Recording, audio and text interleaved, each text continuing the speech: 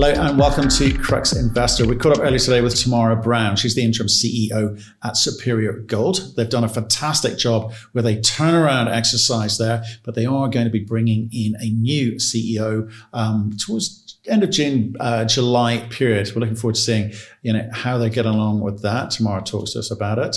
And also their quarterly results seem to be quite impressive. They're pleased anyway. So if you want our thoughts and opinions on the conversation, you can find them at cruxinvestor.com/club, where you can also find detailed company reports and analysis. We've got commentary from experts from around the world on a variety of companies and commodities. We've got training courses, and we do summaries of all the interviews that we do just to save you some time because we know you're busy. And why not go and join a thriving community of investors sharing their thoughts and ideas with each other in a nice, friendly, safe environment, free from judgment, trolling and abuse, all that nasty stuff you see elsewhere. And it does sound appealing to you. Join us at cruxinvestor.com/club. And we'd love your feedback too. So give us a like, give your thoughts below. And if you want to see precisely what we talked about today, take a look at the timestamps in the description below. Tamara, how are you? Hi, Matt. I'm well. How are you doing? Very good. Spring is in the air. We are. Spring is in the air. Spring is in the air. And how are things there? Very well. Look, we've just come out of a quarter, so everyone's happy at the end of reporting a quarter, and you've done all that hard work, and now you get to go back to the day job of working out what other great things are we going to look at. Well, yeah, that's the reason of the call. Actually, I just wanted to talk to you about some of those things because, again, looking at the trends in the marketplace, gold's in a sort of unusual place, flatlining, as they say. But look, before we get stuck into it, if you don't mind, give us that 1 minute overview of the business for people new to it, and I'll pick it up from there. Absolutely. So Superior Gold, TSX listed gold producer. We own 100% of the Plutonic gold operations right in the heart of Western Australia. So a great mining jurisdiction with a big gold ore body on top of it. So it's produced around 6 million ounces in its history, and it's got a lot of life ahead of it. So We've bought this asset in 2017 from Northern Star, and we are conducting what I would describe as a turnaround here with respect to getting the operation back and going. We've got a few different areas we're focused on. There's an underground operation already producing gold. We're bringing online new open pits. We have the opportunity to bring online a second mill, and then obviously also the opportunity to find that next big discovery, Matt. So we're very busy. We've got a lot of things we're working on, and delighted to be here today. Fantastic. We've had you on a couple of times before, and it's kind of an interesting story to us, and because I love a turnaround story, okay? But it's not just turning around operations on the ground. You've got to turn around people's trust in how you've got to where you are today, okay? So we've talked previously in the past about some of the things the company didn't get right. You've come in, restructured things, and getting things moving again. Now, we're able to talk about some of those things. And the success of some of those things, your quarterly numbers. Do you want to give some of the highlights and we can maybe talk about them? Sure, absolutely. So since I've been here, we've been really focused on getting back to basics with respect to the geology and the mine planning at Plutonic. So just putting in place the way things should be done. And as I said to you the first few times, it doesn't happen overnight. It takes some while to get traction. And so we've seen that. We have had quarter-on-quarter improvements, but we saw what you might call a bit of a breakout in Q1 with a jump up in our production level. And that absolutely, starts to show you that here we have this asset. It can produce a significant amount of free cash flow. And that's at these levels where we have a very low CapEx growth profile ahead of us. And so I get excited about what tomorrow brings. But Q1, Matt, we saw production just over 17,600 ounces, which has been the best for quite a while here at Plutonic. And with it's the denominator story. So with those ounces up, that all-in sustaining cost per ounce came down significantly, which I think is what investors really needed to see in order to start to build that confidence and belief in this turn. Well, that's one of the basic numbers that they like to see because it's easy to understand and easy to compare against peers. But likewise, the increase in production, it's great. But in the context of the turnaround story, you can't just focus on early, ASIC numbers looking impressive. You got to do the basics really well to set up for the future. So again, just remind us in terms of that turnaround. So where are you investing your dollars? Where are you investing your time to kind of set up for a sustainable production level? Absolutely. So great point. There's many layers to this onion. And so when I came in, it was very simple to say, okay, well, Our productivity levels are very low on our equipment that we have. They're in the maintenance bay more than they are operating for shareholders. So that was a very early, easy win where we said, okay, let's invest some money into revitalising that underground mining fleet. So we brought on 2 new trucks and 2 new loaders, which has significantly improved that availability, so that the dirt's not sitting underground, so to speak. The next piece was that we bought back a royalty on the property. We bought back a 2% NSR last year, which obviously paves the way for increased future free cash flow. And that was an important investment into the operation here. I'm a passionate believer that if you can buy back royalties, the assets deserve to put that money into the ground.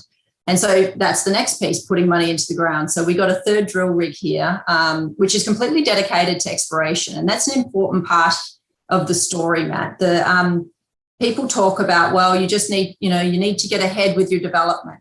But if a mine is at a point that it doesn't have enough inventory drilled, you can't develop into it if it's not even drilled. So the first step is drilling. Increase the amount of drilling that you have with an ore body so that you can identify the places which you're going to develop into, etc.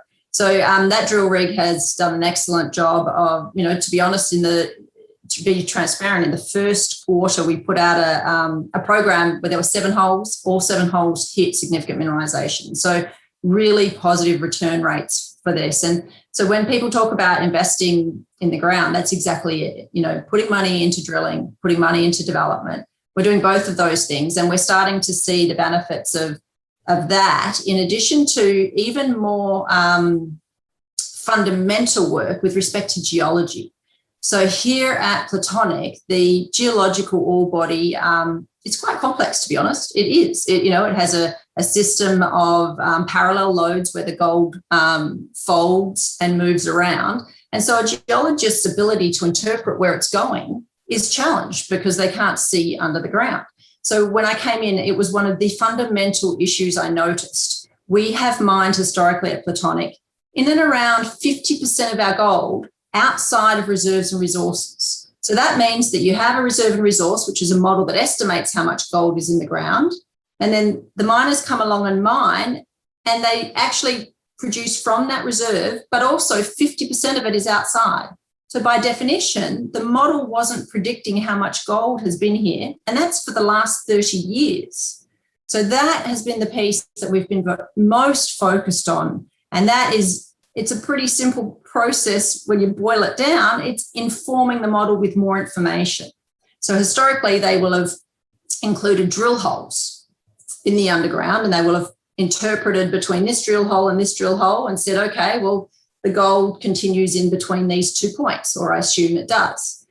When you get out there and you find that maybe that model doesn't predict it as accurately as you thought, you've got an issue, and you can't manage your mine plan and your business as well. So now with the advances in technology, we have had the ability to incorporate all historical geological data. So that's 30 years of face sampling, drilling, old pit monitoring, geological surface samples. All this data has gone into our database now, and it's called 3D modelling. And we are now informing all of our mine planning, not all of it yet, but some of our mine planning with these improved models. And our plan is to do this across the whole ore body. And what we've found is these 3D models, they have structural, alteration, lithology, all the technical things that allow the geologist and actually the model to interpret where the gold's going. And so it has improved our mine planning. It has improved our targeting. So 2 very important areas that allow us to manage our business better. So that's a lot of words around saying that we're improving the fundamentals of how we do geology and mining.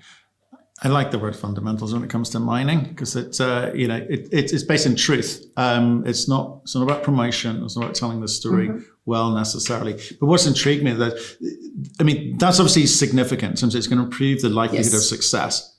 Awesome. Keeps the cost down. Awesome. But all the smaller things that you were talking about doing there too, it seems almost too simple. Look, I think that the guys on site would tell you none of this is simple or easy. It's a lot of hard work. There's a lot of people involved in what I've just described. So for example, putting this data, these face sample discs in, takes hours and hours and hours of geologist day. And so none of it just happens. It takes very experienced people's, long history of knowing the ore body, taking the new systems, the new technology, the new 3D modeling, and incorporating those two things such that we can now, and it's kind of turned a light on in the underground for us, Matt.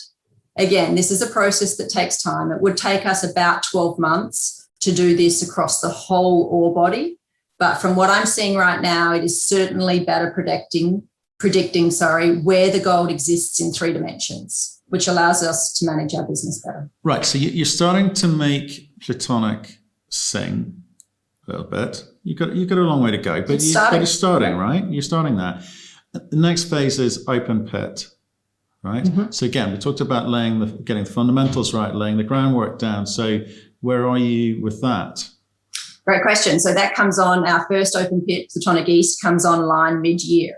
And so we're on track to deliver that. And that's obviously an improvement to that supplemental ore that we feed to the mill. And, it's a doubling of the grade. So obviously more profitable tons going through that mill, which is important. But I will note to you that modelling thing I was talking about doesn't just work in the underground. It actually helps us with these open pits as well. So that technology or that improvement in our geological model is going to have, added benefits throughout the operation. Right. Okay. And I think we have talked in the past. I don't necessarily want to go on it today because I want to get back to something else in a minute, which is the second mill, etc. But just in terms of this quarterly, it's good. You need to keep doing it. Okay, I'll just remind people of this. Last time we spoke, beginning of April, 64 cents, 80 cents today, 25% improvement. It's bucking the trend somewhat, not just mapping against peers in terms of how they're performing, but you're actually going up, which very few gold companies seem to be doing at the moment. So that's good news. People are listening to this, but they're going to need to see it next quarter and the quarter after and the quarter after that. So the degree of confidence that you have, how would you describe that? Look, as I said to you last time, I'm not yet focused on the share price. There'll become a time when that is appropriate. I'm focused on just doing what needs to be done at the operation in the underground with respect to our productivities, all of our availabilities. On the HR side, there's so much work to be done here before I can say, okay, now she's operating as as it should, benchmarked against appropriate peers. We've got a big gap there. I do believe that we can pull out another 20% with respect to our productivities, just in how much gold we produce for the dollars we spend. Okay, here's the question I wanted to ask you about. Okay, when we arranged this call, this is the question I wanted to ask you. Okay, we've had so much inbound about the job that you've done on the turnaround. So, it's the beginning end of it. There's ways to go, but people are really impressed by that. They're saying to you, why don't you just stay on as CEO?